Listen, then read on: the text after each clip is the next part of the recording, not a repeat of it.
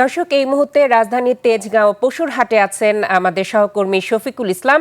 সরাসরি চলে যাচ্ছি তার কাছে। শফিক, কাল পবিত্র ঈদুল আজহা, শেষ মুহূর্তের বেচাকেনা কেমন দেখছেন, আমাদের বিস্তারিত জানান। চালু দিছেন আবার।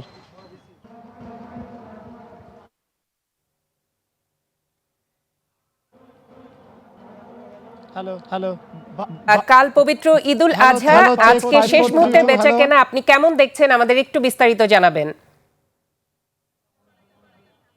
ভাই আমার সাউন্ড কি আপনি পাচ্ছেন? শফিক, আমরা আপনার সাথে যুক্ত হতে পেরেছি। শফিক, হ্যাঁ ভাই আমার কথা শুনতে পাচ্ছেন? শফিক, আমরা আপনাকে শুনতে পাচ্ছি। আপনি আমাকে শুনতে পাচ্ছেন? রাত পোহালেই ঈদুল আজহা কোরবানির হাটের ব্যাপারীরা ভেবেছিলেন শেষ মুহূর্তে জমে উঠবে কোরবানি পশুর হাট।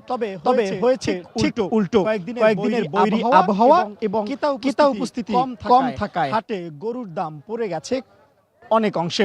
যে গরু গতকালকে 1,80,000 টাকায় বিক্রি হয়েছে, সেই গরুর আজকে দাম উঠেছে 1,10,000 টাকা।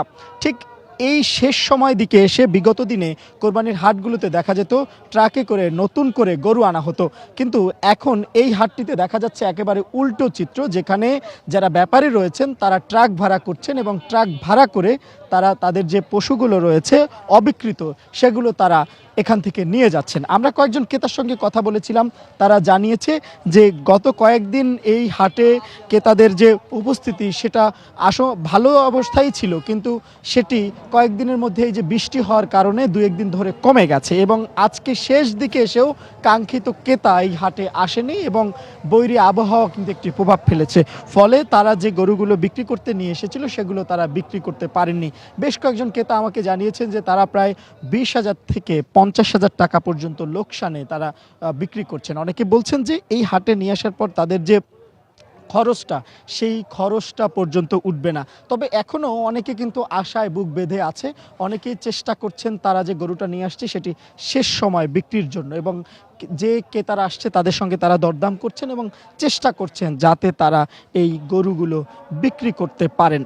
আগে থেকেই জানা ছিল যে এবারে আসলে প্রায় 20 লাখের উপরে গরু কিন্তু বাড়তি ছিল। এর মধ্যে এই হাটে ক্রেতা উপস্থিতি কম, বৈরী আবহাওয়া, পাশাপাশি যে গরুর দাম প্রথম দিকে বেশ চড়া ছিল, তারপর কমে যাওয়া, তো সব মিলিয়ে বলা চলে যে এবারে এর যে গরুর হাট সেটি এক ধরনের অনিশ্চয়তাই আসলে আমরা দেখেছি। সব মিলিয়ে বলা চলে যে গরুর হাটের এই পরিস্থিতি সামনের দিকে যাতে না হয়, এমনভাবে দিক নির্দেশনা বা পদক্ষেপ নেওয়ার আশা প্রকাশ করেছেন এখানে আসা সংশ্লিষ্টরা।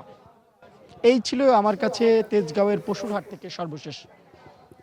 শফিক, আপনাকে ধন্যবাদ। দর্শক, রাজধানীর তেজগাঁও পশুর হাট থেকে শেষ মুহূর্তের খবরাখবর জানাচ্ছিলেন আমাদের সহকর্মী শফিকুল ইসলাম।